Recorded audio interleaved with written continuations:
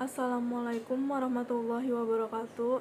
Kami dari kelompok 9 dengan beranggotakan Anastasia BR Ginting, Kristo Rivaldo Osiragar, M. Iqbal Maulana, Marifatul Ulpah, Muhammad Herza Fikri, dan saya sendiri Sunari akan menjelaskan tentang materi bab 3. Ilustratif. Secara umum, ilustratif adalah penggambaran suatu hal melalui elemen rupa untuk lebih menerangkan, menjelaskan, dan dalam dunia digital, ilustratif merupakan penjelasan atau cara kerja saraf tiruan. Di sini ada contoh ilustratif: sensor, neural network, sorter, apple, dan orange. Pada gambar di atas, setiap buah yang memasuki sensor akan direpresentasikan dalam bentuk vektor 3 dimensi, seperti P sama dengan bentuk, tekstur, dan berat. Dengan menggunakan ketentuan berikut ini, untuk elemen, kemudian ada nilai dan juga arti. Nah, untuk elemen bentuk, nilainya 1 dan minus 1, kemudian artinya yaitu bulat dan lonjong. Terus untuk tekstur sendiri, nilainya 1 dan minus 1, yang artinya halus dan kasar.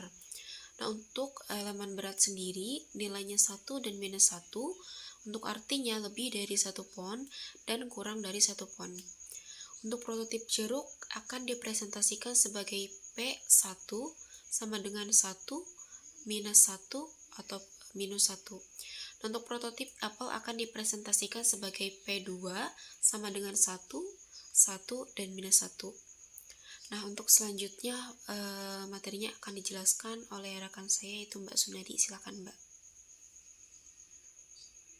Baik teman-teman, saya di sini akan menjelaskan materi yang ketiga, kasus 2 input. Jika bobot W 1,1 sama dengan min 1 dan bobot W sama 1,2 sama dengan 1, maka keluaran neuron adalah A sama dengan Hard-Lins atau yang disebut tanda buka kurung, tutup kurung sama dengan N sama dengan Hard-Lins buka kurung min 1, 1 tutup kurung P plus B tutup kurung. Jika perkalian menghasilkan nilai kurang lebih min B, maka output bernilai 1. Jika perkalian menghasilkan nilai kurang lebih min B, maka output bernilai min 1. Nah, di sini ada contohnya teman-teman, gambarnya teman-teman bisa melihat.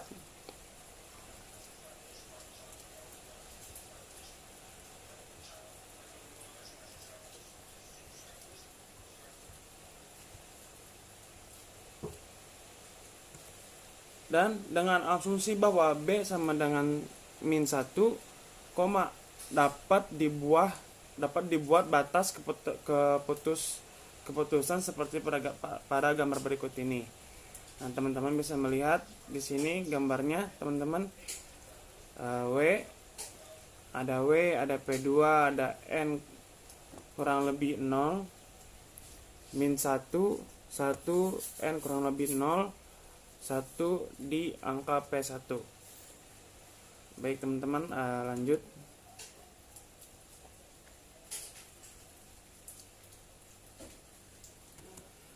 Dan yang kedua, contoh pengenalan pola. Pengenalan pola dapat diartikan sebagai tindakan mengambil data mentah dan bertindak berdasarkan kualifikasi data 1 dan 2. Dengan demikian, ia merupakan himpunan kaidah bagi pembelajaran di Celia atau supervised learning. Untuk masalah pengenalan apel dan jeruk di atas, karena hanya dapat terdapat 2 kategori, maka dapat digunakan perceptron 1 neuron dengan vektor input 3 dimensi. Persamaan perceptron menjadi A sama dengan Hard-Lins buka kurung W 1,1, W 1,2, W 1,3, P1, P2, P3 plus B tutup kurung. Dan selanjutnya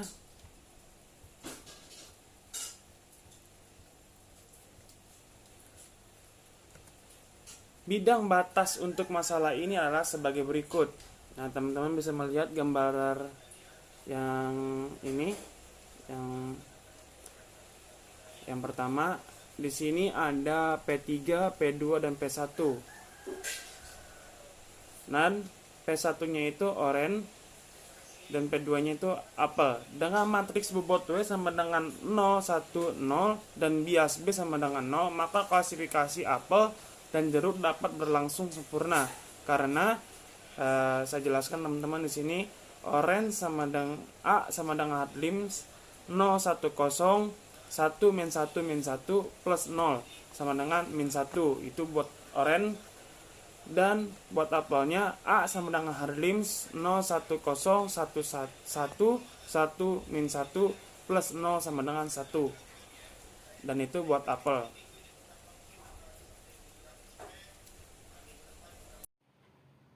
Baik, selanjutnya akan saya lanjutkan, yaitu jaringan Hamming. Jaringan Hamming merupakan jenis jaringan syaraf tiruan tanpa supervisi atau tanpa pengawasan, atau unsupervised learning. Pada jaringan Hamming terdapat vektor contoh dan vektor masukan. Vektor contoh merupakan vektor yang akan dicari kemiripannya dengan vektor masukan. Jaringan Hamming menggunakan jarak Hamming dan nilai maksnya untuk mengenali dua atau lebih yang memiliki kemiripan. Nilai maksnya merupakan nilai net yang paling besar yang diperoleh dari proses pelatihan. Berikut arsitekturnya, di mana ada sebuah jaringan yang menghasilkan W1 dan 2 menuju Y1, Y2, di mana Y1 yang 2 akan menghasilkan saraf tiruan X1, X2, X3, X4, di mana semua proses jaringan Hamming ini akan menghasilkan nilai max yang paling tinggi. Pengenalan pola jaringan Hamming. Ada pun beberapa langkah dalam pengenalan pola dengan jaringan Hamming, yaitu 1. Inisialisasi bobot berdasarkan vektor contoh atau dengan rumus W EG sama dengan EI Z per 2, di mana E sama dengan 1 sampai N dan J 1 sampai M. 2. Inisialisasi bias B sama dengan N kali 2, di mana J 1 sampai M. 3. Untuk setiap vektor masukan X, lakukan langkah A sampai C. A. Hitung Y net J sama dengan BJ tambah sigma XI kali I kali WJ I, di mana J sama dengan 1 sampai M. Inisialisasi merupakan masukan dengan max net. A J 0 sama dengan Y net J, di mana J sama dengan 1 sampai M. Ambil nilai max net, yaitu nilai yang paling besar. 4. Vektor masukan dikatakan mirip dengan vektor contoh apabila nilai vektor masukan memiliki nilai max net yang mendekati vektor contoh. Selanjutnya, feed forward layer. Feed forward layer atau jaringan syaraf tiruan secara umum memiliki 3 layer input, yaitu layer tersembunyi atau hidden layer dan layer output, dan beberapa struktur model dari jaringan syaraf tiruan, dan salah satunya adalah jaringan syaraf tiruan berstruktur feed-forward atau feed-forward neural network.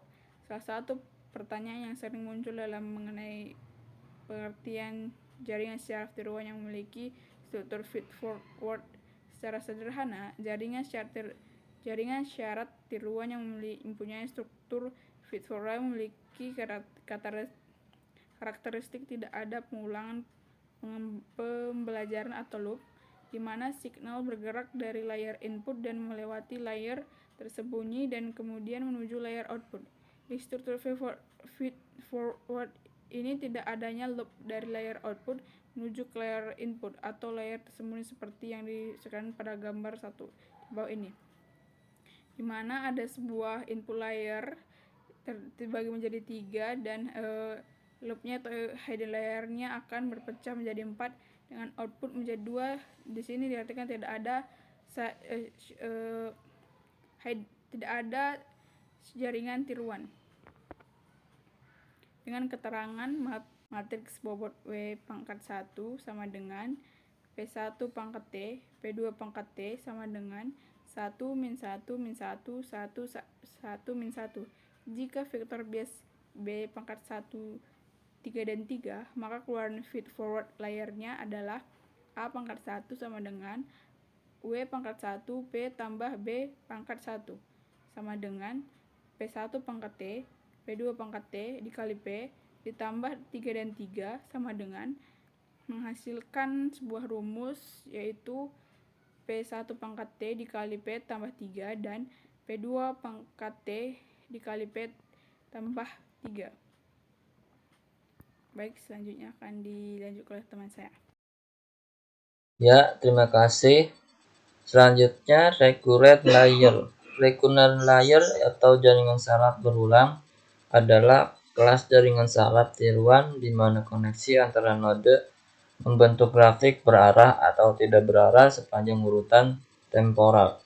Hal ini memungkinkan untuk menunjukkan perilaku dinamis temporal. Berikut ini adalah gambarannya. Oke, persamaan kompetisi.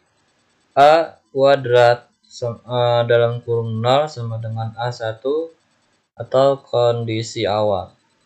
Dan A kuadrat dalam kurung T plus 1 sama dengan poslin dalam kurung W kuadrat A kuadrat dalam kurung T. Superskrip mengindikasikan nomor lapisan, bukan pangkat. Lalu matriks bobot, yaitu ini rumusnya W kuadrat sama dengan 1 min 3 1 dengan 3 adalah sebuah nilai yang lebih kecil dari 1. S min 1. Dan S adalah jumlah neuron pada lapisan rekuren. Jaringan Hopf-Weil, yaitu jaringan Hopf-Weil atau model yang ising dari jaringan saraf atau model ising lens litho, adalah bentuk berulang jaringan syarat tiruan dan jenis berputar kaca. Jaringan Hopf-Weil berfungsi sebagai sistem memori yang dapat dialamatkan konten atau asosiatif dengan node ambang biner atau dengan variabel kontinu. Jaringan Hopf-Weil juga menyediakan model untuk memahami memori manusia. Berikut di bawahnya yaitu gambaran-gambarannya. Lalu, jika matriks bobot dan bias. Berikut ini rumusnya. Maka operasi jaringan Hopf-Weil berturut-turut adalah A1 dalam kurung T plus 2 sama dengan short length, yaitu dalam kurung 0,2 A1 dalam kurung T plus 0,9. Berikut bawahnya juga A2 dalam kurung T plus 1 sama dengan short length dalam kurung 1,2 A2 dalam kurung T. Lalu A3 dalam kurung T plus 1 sama dengan short length dalam kurung 0,2 A3 dalam kurung T min 0,9. Digunakan contoh jeruk P1 dan apel P2 di atas. Faktor pembeda kedua objek terdapat pada elemen kedua vektor ciri, sementara elemen min 1 dan elemen min 3 masing-masing bernilai 1 dan min 1.